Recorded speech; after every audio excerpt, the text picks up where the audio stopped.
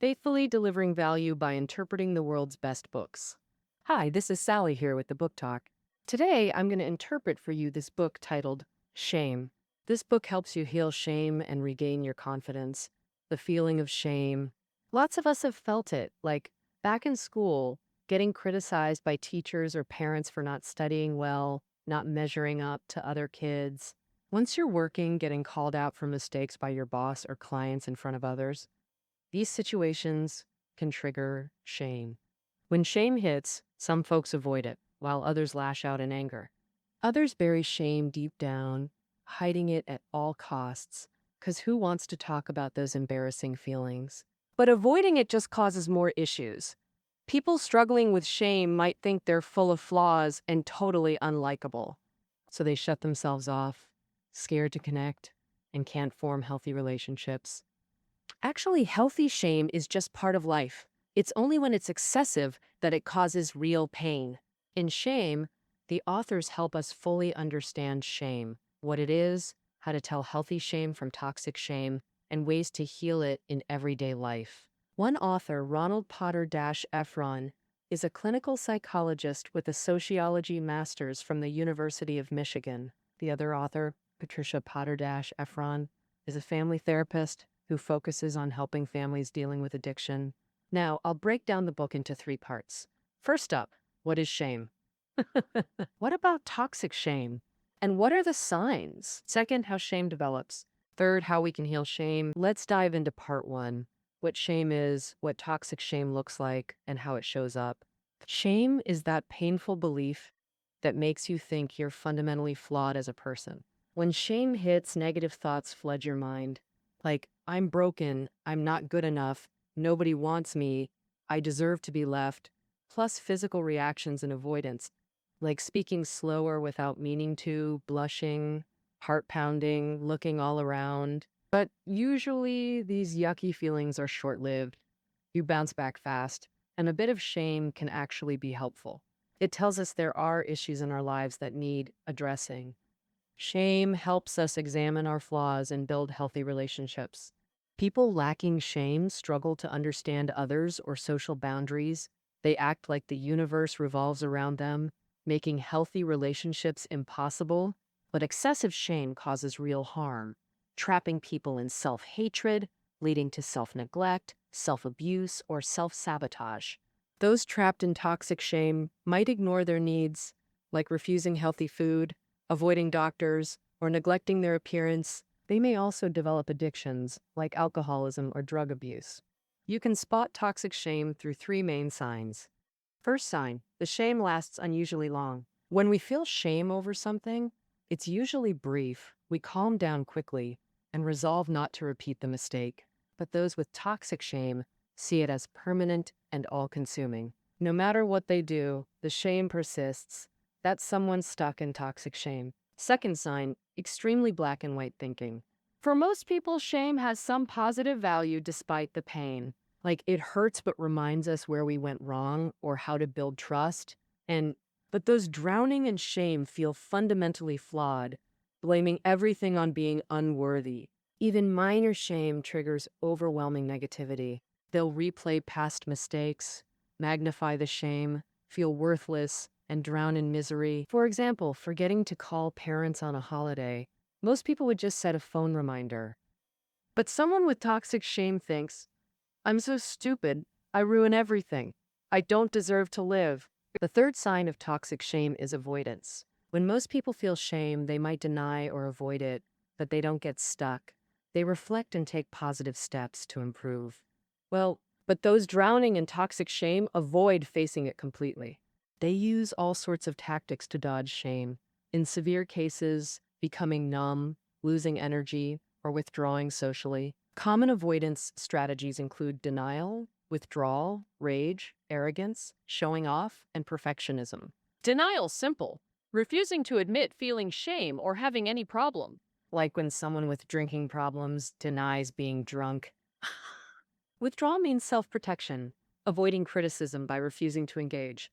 For instance, someone mocked in childhood might avoid all social events as an adult. Beyond that, toxic shame can also show up as rage, arrogance, or flaunting. They use anger or self-aggrandizement to warn others off, hiding their shame. Take someone sensitive about looks. If told, that outfit doesn't fit right, they might snap or insult the other's taste. Sometimes they become perfectionists, demanding flawlessness, seeing anything less as shameful. All right, that covers shame and toxic shame's red flags. Now let's explore the book's second part. How shame develops. Shame mainly springs from 5 sources: biology, family, relationships, culture, and self-shaming. First factor, biology. Scientists found kids are born with varying capacities for shame. Some infants, due to genetics, are naturally more shame-prone, making unhealthy shame likelier. The second source is family. Newborns can't distinguish self from others. Around age 2, they realize they're separate beings and psychologically detached from parents. Here, poor parenting can plant seeds of shame. For instance, some parents are too busy working to spend time with their kids or often break promises. When promises to children aren't kept, they feel defeated, like they're worthless and don't deserve attention. Other parents overprotect, never letting kids do things alone. Though well-meaning, it destroys their independence, making them feel incompetent. As children grow, parents' words and actions keep shaping their sense of self-worth. Like parents who are overly critical, always saying, "You're not as good as others," or threatening them. "If you don't obey, I'll abandon you." These words make children feel fundamentally flawed, creating deep shame. Some parents are deeply insecure themselves, seeing themselves as failures, like not earning enough to provide better lives. Kids raised this way usually have low self-worth and easily become shame victims. The third source is relationships. Many get trapped in shame-filled relationships where they're humiliated daily. They're like constant criticism from bosses about poor work or partners blaming them for being inadequate. The more insults someone endures, the more their self-worth crumbles until they truly believe they're worthless. Shame-based relationships can be one-way or mutual. Sometimes the powerful humiliate to control. Sometimes both sides shame each other to feel better, like domineering husbands constantly criticizing wives, or spouses mutually disrespecting. Either way, when relationships center on shame, everyone becomes a victim. The fourth source is our sociocultural environment. Some cultures unintentionally fuel shame, like biases against vulnerable groups, elderly, women, making them doubt their worth, or success-obsessed cultures breeding comparison and cutthroat competition. Some push themselves to outperform others. Even when successful, they feel no pride, just constant fear of inadequacy. Similarly, cultures overly focused on appearance also breed shame easily. In such societies, people become hyper-cautious to gain approval, terrified to show their true selves. For instance, some alter their looks to fit beauty trends, getting internet celebrity faces, while others suppress their uniqueness to avoid standing out. Like in traditional Chinese families, men handle external affairs while women manage domestic duties.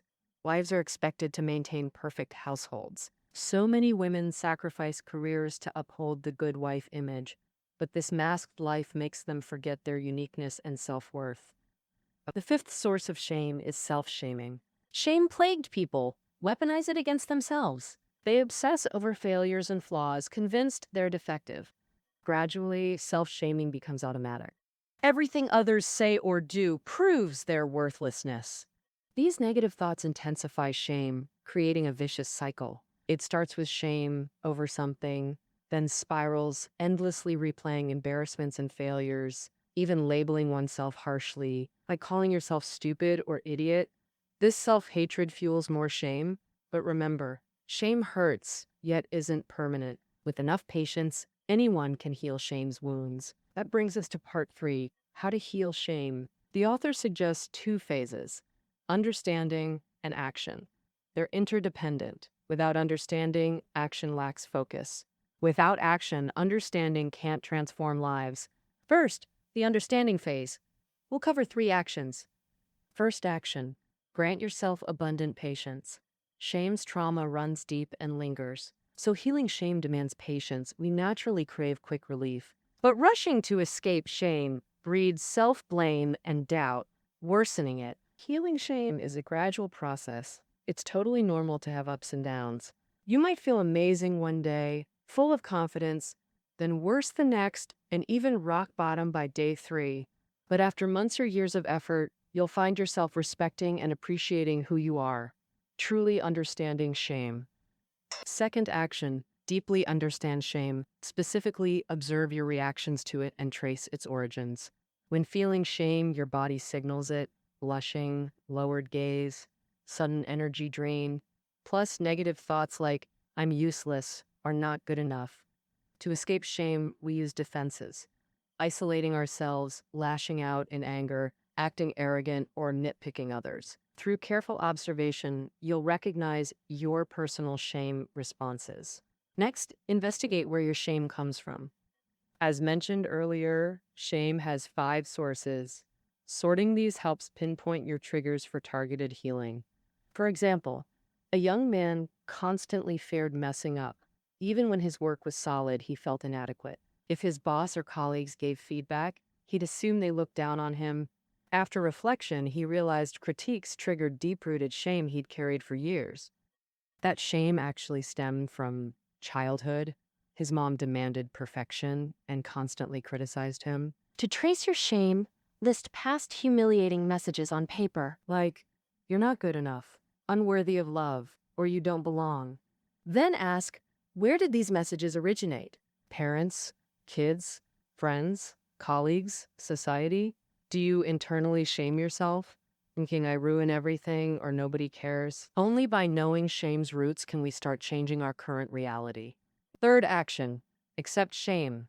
Hating or fighting it won't drive it away. We must acknowledge its presence to coexist peacefully and begin transformation. For example, when you discover your shame stems from childhood classmates mocking you or a teacher saying something humiliating, allow yourself to grieve that. This helps you release the past. Now that we understand shame, let's take action to heal it. Specifically, we'll cover 4 steps. First, seek support. Isolation is shame's common reflex. The more shame someone feels, the more they isolate. Yet most shame originates in relationships. If we step out of loneliness, start connecting, and build healthy bonds, we're more likely to heal. Those drowning in shame can try revealing it to trusted people in safe environments.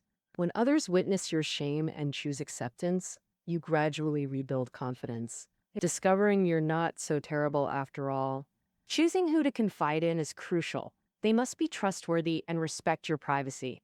Additionally, they should share your pain and vulnerability without judging your shame. Healing shame's second step, challenge shame through action. Challenging shame isn't attacking it, it's examining your shame and dialoguing with it courageously. This dialogue transforms shame's negative thoughts and feelings, freeing you from its grip. For instance, if your partner constantly blames you, making you feel worthless and ashamed, practice rejecting those beliefs and changing your shame response. When shame hits, tell yourself, I acknowledge shame as part of me, but I'm not as terrible as claimed. I have worth and deserve respect and love. Third step, set and pursue positive goals. Healing shame isn't about eliminating it. It's transforming painful shame into positive action. This requires defining positive goals that replace shame with self-worth. Positive life goals should follow 4 principles: humanity, humility, autonomy, and competence. The humanity principle means every person is inherently worthy of respect. Every person deserves love and has the innate right to belong in human society, living happily, not just the successful or exceptional. With this right, you can set goals to respect and appreciate yourself. The humility principle means everyone is equal. We shouldn't feel inferior to others, nor look down on them arrogantly. Goals fitting humility include learning to accept attention or praise, or respecting others by dropping sarcastic habits. The autonomy principle says we all have the right and responsibility to design our lives. Independent living means freedom to choose, without people-pleasing or fear of abandonment. The competence principle states we're all good enough to contribute value in this world. And we needn't demand perfection. Occasional failures are inevitable and don't define us. They're growth opportunities. How to create your own positive goals. The author suggests take 4 papers, label each with one principle: humanity, humility, autonomy, competence. Then list thoughts and actions that violate them. For example, constantly imagining yourself as a failure violates the competence principle, or always letting others decide for you violates autonomy. Next, ask, what must I do to change each item? Write answers beside them. If you violate humanity by thinking, I ruin everything, replace it with, I can handle things. If self-blaming with nobody truly loves me, shift to I am lovable. If violating autonomy, set clear boundaries and practice saying no appropriately. Set yourself this goal. When others make requests, stop automatic yeses, respond with gentle refusals. For example, tell them, I need some personal time too. If wanting less self-criticism exercise, set a goal to journal 3 small daily accomplishments. Just get these 3 things done. No need for perfection. Or you could jot down encouraging notes for yourself. Like, I cooked myself a proper meal today. Really proud of that. Or, I woke up an hour early today, feeling awesome. Once goals are set, we move to execution. How to achieve these positive goals. The author suggests 2 methods. First, role playing.